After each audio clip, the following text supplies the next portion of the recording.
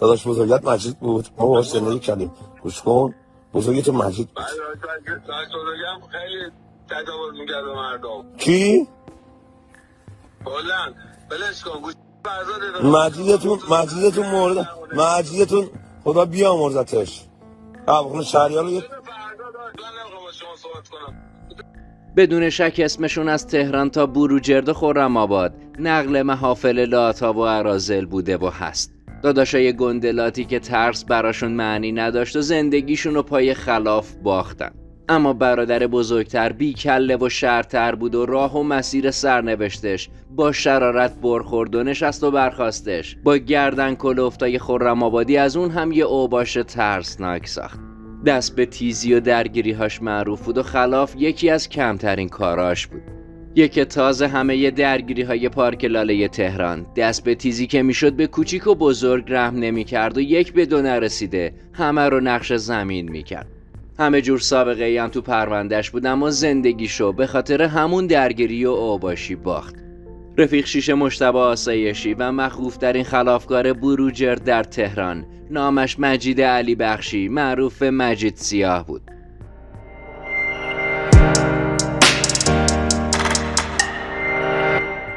سلام دوستان، به کانال آدم بدها خیلی خوش اومدید. مرسی که کانال ما رو انتخاب کردید و اگر میخواید از آخرین ویدیوهای ما با خبر بشید، ما رو سابسکرایب کنید و زنگوله کنارش رو هم بزنید. چهره سیاهش هم یه حسن داشت هم یه ضرر. حسنش این بود که همه جا با همون درگیری‌هاش خیلی زود لقب روش گذاشتن و بهش گفتن مجید سیاه. اتفاقا روش هم نشست. اما ضررش این بود که هر جا آمار میگرفتن کی درگیر شده بود، اولین چیزی که ازش میگفتن همون چهره سیاهش بود که آمارش رو لو میداد از دست قانون نمیتونست در بره. یاغی و سرکش، شرور بیکله، تخس و اوباش، زورگیر و خلافکار، مواد فروش و اراذل، همه اینها تیترهای زندگیش بود و تو همه اینها چندین پرونده باز داشت. وقتی هنوز جوونیشو سپری نکرده بود، درگیری‌هاش نقل محافل بود و شکایت‌هاش روی میز کلانتری. وقتی تو بروجرد درگیری‌هاشو شروع کرد، خیلی زود پاش به کلانتری باز شد و پروندهش ورق خورد. اما شرارت و درگیریش تمومی نداشت و برای کاسبی به تهران اومد و وسط خزانه و دروازه غار شد اسم و رسمدار منطقه تو دهه 70. رفاقتش با مجتبی آسایشی هم در نوع خودش مزیده بر علت شد و رفت وسط مواد فروشا و خلافکارای تهران. تو دوره‌ای که لرها با خلاف و مواد تو تهران حکومت می‌کردن، شرورهای زیادی هم اسم در کرده بودن که همونا باعث اختلافای زیادی بینشون میشه. اواسط دهه 70 براش اسم و لقبشو بیشتر کرد و شد یک که بزنه دروازه‌غار و نوچه و بالاخواه دار. مجید سیاه به همراه رفقا و دوستای خودش پاتوق داشت و خلاف میکرد و هر درگیری هم پیش میومد سر رفاقت جونش رو هم میداد. تو دوره‌ای که نه گوشی نه دوربین نه اینترنت نه مجازی بود، اون وسط جوونی اسم در کرده بود و خیلی از اسمش میترسیدم.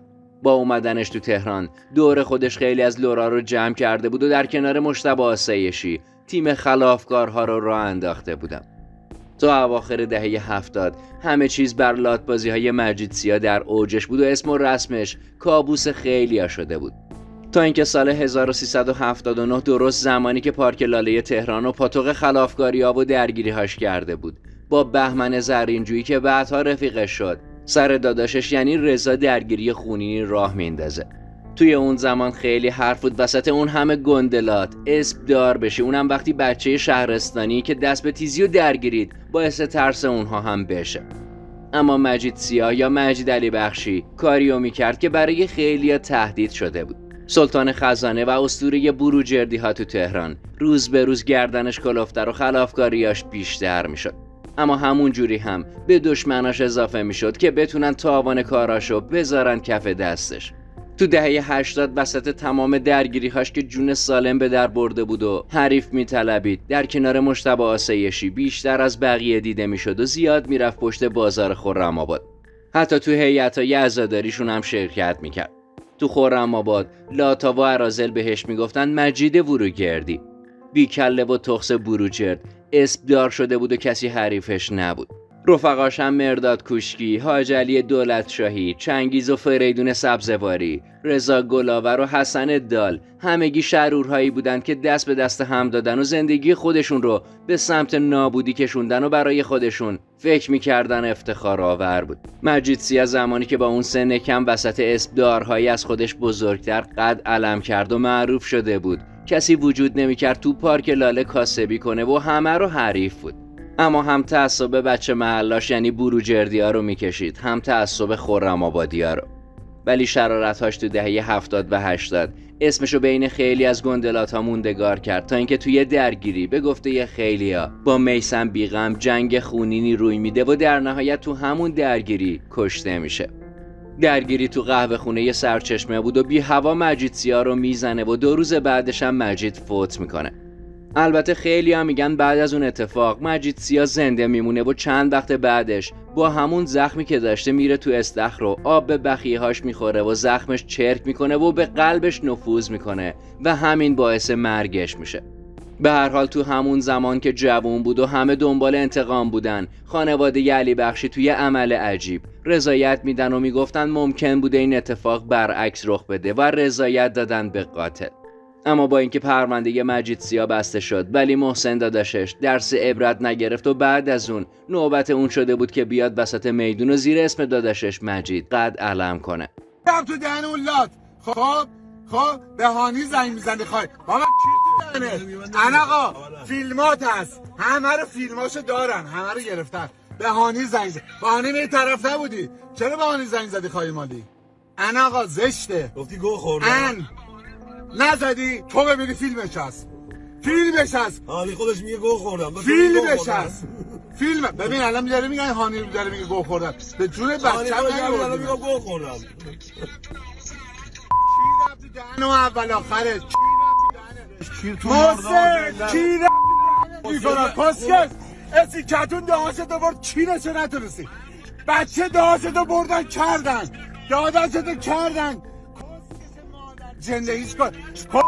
الان قرار دعواست محسن زندگی بابا کسکش که سازه زندگی نری. من به جون بچم فقط خودم رو ببین نکن اسیر تو باز کردم چونی آشالاش دوزایاته تو رجای شهر گوش کن یادته کسکش بابا نگو کی راته کسکش خوب نرن کی راته ناموسشون خدا بخونه شهریار یادته. بذار بگم چیه، بذار بگم چه خبره. کم داستان و پرونده درگیری نداشت. از قرار دعواش با فرزاد بهخویی و رفاقتش با هانی کرده تا رفتن به ترکیه و به خاطر پرونده قاچاق و مواد فروشیش زندگی در دبی رو هم انتخاب کرده بود. تا جایی که هانی کرده هم به خاطرش رفت ترکیه که با تیم فرزاد بهخویی دعوا کنن. البته قرار دعواهایی که به نتیجه نرسید و هیچ کدوم نیومدن سر قرار و فقط فیلماشون پخش شد. کاش اشکال نداره. حالا یک نصف شب بود خلوتی اومدیم بعدش جوابگوی دیگه، حالا نمیدونم چی خوردی، مشروبش 2 بوده 3 بوده خوب بوده چی خوردی، انشالله از صبح جوابگو باشی از کف استانبول که نیستی. تو خدنگ من بودی میوردی منو میبردی این ور اون ور حاجی میکردی کفشای ما رو جفت میکردی. حالا نمیدونم کی به چیز داده خوردی یه ذره تند صحبت کردی ولی ما جانم جلو همه میگم بلکنت نیستم به ناموسم. اگه بودم هیچکی ما رو به عنوان دعوایی این حرفا قبول نکنه.